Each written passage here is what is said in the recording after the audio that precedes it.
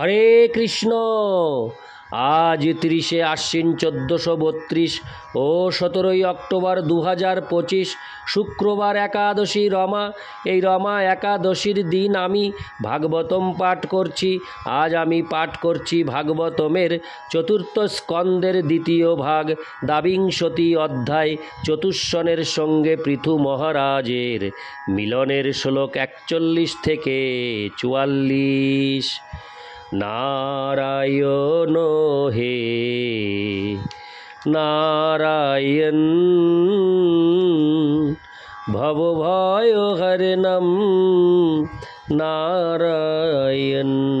শ্লোক 41। মৈত্রেয় উবাচ স এবং ব্রহ্মপুত্রেণ কুমারেণাত্মমেধসা দর্শিতাত্মগতি সম্যক প্রশোবাচ তং নৃপ।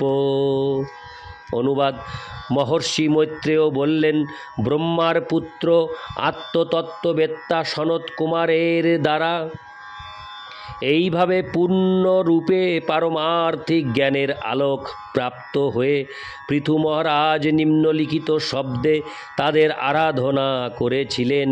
তাৎপর্য: এই শ্লোকে আত্মমেধসা শব্দটির টিকায় শ্রীপাদ বিশ্বনাথ চক্রবর্তী ঠাকুর বলেছেন যে আত্মনি শব্দটির অর্থ হচ্ছে পরমাত্মনি, অর্থাৎ ভগবান শ্রীকৃষ্ণকে। শ্রীকৃষ্ণ হচ্ছেন পরমাত্মা, ঈশ্বর পরম কৃষ্ণ। ব্রহ্ম সংহিতা 5:1। তাই যার মন পূর্ণ কৃষ্ণ চেতনায় কার্য করছে তাকে বলা হয় আত্মমেধা। এই শব্দটির বিপরীত শব্দ হচ্ছে গৃহমেধী, অর্থাৎ যার বুদ্ধি সর্বদা জড়জাগতিক কার্যকলাপের চিন্তায় মগ্ন। আত্মমেধা সর্বদা কৃষ্ণ ভাবনায় শ্রীকৃষ্ণের কার্যকলাপের কথা চিন্তা করেন। যেহেতু ব্রহ্মার পুত্র সনত কুমার পূর্ণরূপে কৃষ্ণ ভাবনাময় ছিলেন, তাই তিনি পারমার্থিক উন্নতি সাধনের পন্থা প্রদর্শনে সক্ষম ছিলেন। আত্মগতি শব্দটি কর্মের সেই পন্থার সূচক যার দ্বারা মানুষ শ্রীকৃষ্ণকে জানতে পারে। হরে কৃষ্ণ। শ্রীকৃষ্ণকে জানতে পারে। ইতি শ্লোক 41। শ্লোক 42। রাজোবাচ কৃত মেহনুগ্রহ পূর্বং হরিণার্তানুকম্পিনা তমাপাদয়িতুং ব্রহ্মণ ভগবান সুওমাগতা। অনুবাদ: রাজা বললেন, হে ব্রাহ্মণ, হে শক্তিমান, পূর্বে ভগবান শ্রীবিষ্ণু আমার প্রতি তার অহৈতুকী কৃপা প্রদর্শন করেছিলেন এবং তিনি ইঙ্গিত দিয়েছিলেন যে আপনারা আমার গৃহে আসবেন। তার সেই আশীর্বাদ পূর্ণ করার জন্য আপনারা সকলে এখানে এসেছেন। তাৎপর্য: পৃথু মহারাজ মহান অশ্বমেধ যজ্ঞ অনুষ্ঠান করছিলেন। তখন ভগবান বিষ্ণু সেই মহাযজ্ঞস্থলে প্রকট হয়েছিলেন। তিনি ভবিষ্যদ্বাণী করেছিলেন যে অচিরেই কুমারেরা এসে রাজাকে উপদেশ দান করবেন।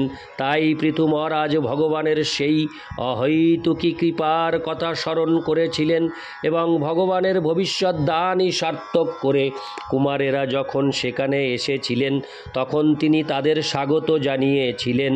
পক্ষান্তরে বলা যায় যে ভগবান যখন ভবিষ্যদ্বাণী করেন তখন তিনি তার কোনো ভক্তদের মাধ্যমে তার সেই ভবিষ্যদ্বাণী পূর্ণ করেন। তেমনি ভগবান শ্রী চৈতন্য মহাপ্রভু ভবিষ্যদ্বাণী করেছিলেন যে তার মহিমান্বিত নাম এবং হরে কৃষ্ণ মহামন্ত্র উভয়ই পৃথিবীর প্রতিটি নগরে ও গ্রামে প্রচারিত হবে। শ্রীল ভক্তিবিনোদ ঠাকুর ও শ্রীল ভক্তি সিদ্ধান্ত সরস্বতী ঠাকুর সেই মহান ভবিষ্যদ্বাণী পূর্ণ করার বাসনা করেছিলেন এবং আমরা তাদেরই পদাঙ্ক অনুসরণ করছি। তার ভক্তদের সম্বন্ধে ভগবান শ্রীকৃষ্ণ অর্জুনকে বলেছেন, কৌন্তেয় প্রতিজানিহীন মে ভক্ত প্রণশ্যতি। হে কৌন্তেয়, দৃপ্ত কণ্ঠে তুমি ঘোষণা করো যে আমার ভক্তের কখনো বিনাশ হবে না। ভগবদ্গীতা 9:31। ভগবান নিজেই সেই কথা ঘোষণা করতে পারতেন, কিন্তু তিনি অর্জুনের মাধ্যমে সেই ঘোষণাটি করতে চেয়েছিলেন এবং এইভাবে তিনি দ্বিগুণভাবে আশ্বাস দিয়েছিলেন যে তার প্রতিজ্ঞা কখনো ভঙ্গ হবে না। ভগবান নিজে প্রতিজ্ঞা করেন এবং তার অন্তরঙ্গ ভক্ত সেই প্রতিজ্ঞা পূর্ণ করেন। দুর্দশাগ্রস্ত মানব সমাজের জন্য ভগবান বহু প্রতিজ্ঞা করেন। হরে কৃষ্ণ। ভগবান যদিও দুর্দশাগ্রস্ত মানুষদের প্রতি কৃপা পরায়ণ, তবুও মানুষেরা সাধারণত তার সেবা করতে চায় না। তাই সম্পর্কটি অনেকটা পিতা পুত্রের সম্পর্কের মতো। পুত্র পিতাকে ভুলে গেলেও অথবা অবহেলা করলেও পিতা সর্বদাই পুত্রের কল্যাণ সাধনে উৎসুক থাকেন। অনুকম্পী না শব্দটি তাৎপর্যপূর্ণ। ভগবান জীবের প্রতি এতই কৃপা পরায়ণ যে অধঃপতিত জীব কল্যাণের জন্য তিনি স্বয়ং এই জড় জগতে আসেন। যদা যদা হি ধর্মস্য গ্লানির্ভবতি ভারত অভ্যুত্থানমধর্মস্য তদাত্মানং সৃজাম্যহম। যখনই ধর্মের গ্লানি হয় এবং অধর্মের অভ্যুত্থান হয়, তখন আমি অবতরণ করি। ভগবদ্গীতা 4:7। এইভাবে অনুকম্পার বশবর্তী হয়ে ভগবান বিভিন্ন রূপে আবির্ভূত হন। অধঃপতিত জীবদের, হরে কৃষ্ণ, জীবেদের প্রতি কৃপা প্রদর্শন করে ভগবান শ্রীকৃষ্ণ এই লোকে আবির্ভূত হয়েছিলেন। অসুরেরা যখন অসহায় পশুদের হত্যা করছিল, তখন সেই পশুদের প্রতি কৃপা পরবশ হয়ে বুদ্ধদেব এসেছিলেন। প্রহ্লাদ মহারাজের প্রতি কৃপা পরবশ হয়ে ভগবান নৃসিংহদেব আবির্ভূত হয়েছিলেন। অর্থাৎ ভগবান এই জড় জগতের অধঃপতিত জীবদের প্রতি এতই কৃপা পরায়ণ যে তাদের ভগবদ্ধামে ফিরিয়ে নিয়ে যাওয়ার জন্য তিনি স্বয়ং আসেন অথবা তার ভক্ত ও সেবকদের প্রেরণ করেন। তাই সমগ্র মানব সমাজের মঙ্গল সাধনের জন্য শ্রীকৃষ্ণ অর্জুনকে ভগবদ্গীতা উপদেশ দিয়েছিলেন। সেই জন্য বুদ্ধিমান মানুষদের কর্তব্য এই কৃষ্ণ ভাবনামৃত আন্দোলন সম্বন্ধে গভীরভাবে বিচার করা এবং শ্রীকৃষ্ণের শুদ্ধ ভক্তদের দেওয়া ভগবদ্গীতার নির্ভেজাল উপদেশের পূর্ণ সদ্ব্যবহার করা। ইতি শ্লোক 42। শ্লোক 43। নিষ্পাদিতশ্চ কার্ৎস্যন্ন ভগবদ্ভির্ঘৃণালুভিঃ সাধুচ্ছিষ্টং হি মে সর্বমাত্মনা সহ কিং দদে। অনুবাদ: হে ব্রাহ্মণ, আপনারা ভগবানেরই মতো কৃপালু, তাই আপনারা তার আদেশ পূর্ণরূপে পালন করেছেন। আপনাদের কিছু দান করা আমার কর্তব্য, কিন্তু আমার কাছে যা রয়েছে তা সাধুদের উচ্ছিষ্ট স্বরূপ। অতএব আপনাদের আমি কি দান করব? তাৎপর্য: এই শ্লোকটি সাধুচ্ছিষ্টম শব্দটি, হরে কৃষ্ণ, এই শ্লোকে সাধুচ্ছিষ্টম শব্দটি তাৎপর্যপূর্ণ। পৃথু মহারাজ ভৃগু আদি মহর্ষিদের কাছ থেকে তাদের উচ্ছিষ্ট স্বরূপ তার রাজ্যপ্রাপ্ত হয়েছিলেন। রাজা বেনের মৃত্যুর পর পৃথিবীতে কোনো জনপ্রিয় রাজা ছিল না। তার ফলে নানা প্রকার দুর্যোগ দেখা দিয়েছিল এবং তখন ভৃগুর নেতৃত্বে মহান ঋষিরা মৃত রাজা বেনের শরীর থেকে পৃথু মহারাজের দেহ সৃষ্টি করেছিলেন। পৃথু মহারাজ যেহেতু মহর্ষিদের কৃপায় তার রাজ্য প্রাপ্ত হয়েছিলেন, তাই তিনি কুমারদের কাছে সেই রাজ্য বন্টন করতে চাননি। পিতা যদি কৃপাপূর্বক তার পুত্রকে তার উচ্ছিষ্ট দান করেন, সেই উচ্ছিষ্ট পুনরায় পিতাকে প্রদান করা পুত্রের কর্তব্য নয়। পৃথু মহারাজের অবস্থা অনেকটা সেই রকম ছিল। তার কাছে যা কিছু ছিল তা সবই পিতৃসদৃশ সাধুদের উচ্ছিষ্ট এবং তাই তিনি পুনরায় কুমারদের তা নিবেদন করতে চাননি। কিন্তু পরোক্ষভাবে তিনি তার সব কিছুই কুমারদের দান করেছিলেন এবং তার ফলে তারা তাদের ইচ্ছা অনুসারে তার সম্পত্তি ব্যবহার করতে পারতেন। পরবর্তী শ্লোকে সেই বিষয়টি স্পষ্টীকৃত হয়েছে। ইতি শ্লোক 43। শ্লোক 44। প্রাণা দ্বারা সুতা ব্রহ্মণ গৃহাশ্চ সপরিচ্ছদা রাজ্যং বলং মহি কোশ ইতি সর্বং নিবেদিতম।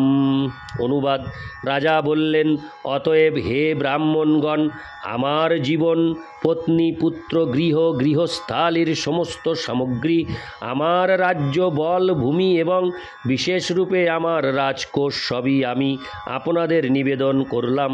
তাৎপর্য: কোনো পাঠে দ্বারা শব্দটির ব্যবহার হয়নি, তার পরিবর্তে রায় শব্দটির ব্যবহার হয়েছে, যার অর্থ হচ্ছে ধনসম্পদ। ভারতবর্ষে এখনও অনেক ধনী ব্যক্তি রয়েছেন যারা রাজ্যের দ্বারা রায় উপাধিতে পরিচিত।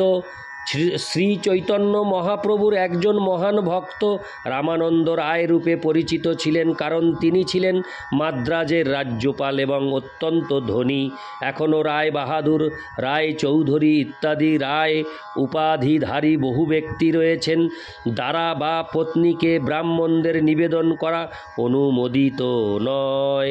দান গ্রহণের যোগ্য পাত্রে সব কিছু দান করা যায়, কিন্তু কোথাও পত্নীকে দান করার দৃষ্টান্ত দেখা যায় না। তাই এখানে দ্বারা শব্দটির স্থানে রায় পাঠটি অধিক উপযুক্ত। যেহেতু পৃথু মহারাজ কুমারদের সর্বস্ব নিবেদন করেছিলেন, তাই কোষ শব্দটির প্রকৃত ভাব হরে কৃষ্ণ কোষ শব্দটির পৃথকভাবে উল্লেখ করার প্রয়োজন ছিল না। রাজা ও হরে কৃষ্ণ রাজা ও মহারাজারা নিজেদের ব্যক্তিগত কোষ রাখতেন, যাকে রত্নভাণ্ড বলা হতো। রত্নভাণ্ড এক বিশেষ প্রকার কোষাগার, যাতে বালা, কণ্ঠহার ইত্যাদি বিশেষ রত্নালঙ্কার, যা নাগরিকেরা রাজাকে প্রদান করতেন, তা রাখা হতো। যে কোষে কর ও খাজনা রাখা হতো, তা থেকে পৃথকভাবে এই সমস্ত রত্নালঙ্কার রাখা হতো। এইভাবে পৃথু মহারাজ তার ব্যক্তিগত মণিরত্ন ও কুমারদের শ্রীপাদপদ্মে নিবেদন করেছিলেন। হরে কৃষ্ণ এইভাবে পৃথু মহারাজ তার ব্যক্তিগত মণিরত্নও কুমারদের শ্রীপাদপদ্মে নিবেদন করেছিলেন। ইতিমধ্যেই বলা হয়েছে যে রাজার সমস্ত সম্পত্তি ছিল ব্রাহ্মণদের এবং পৃথু মহারাজ রাজ্যের কল্যাণের জন্য কেবল তা ব্যবহার করছিলেন। যদি তা প্রকৃতপক্ষে ব্রাহ্মণদের সম্পত্তি হয়, তাহলে সেগুলি আবার তাদের নিবেদন করা কি করে সম্ভব? সেই সম্বন্ধে শ্রীপাদ ধীধর স্বামী বিশ্লেষণ করেছেন যে সেটি ঠিক ভৃত্যের প্রভুকে খাদ্য নিবেদন করার মতো। খাদ্য প্রভুর, কারণ তিনি তা খরিদ করেছেন, কিন্তু ভৃত্য আহার তৈরি করে তা প্রভুর গ্রহণযোগ্য করে তাকে তা নিবেদন করে। এইভাবে পৃথু মহারাজের যা কিছু তা সবই তিনি কুমারদের নিবেদন করেছিলেন। ইতি শ্লোক 44। নারায়ণ হে নারায়ণ ভবভয় হরণম নারায়ণ। হরে কৃষ্ণ।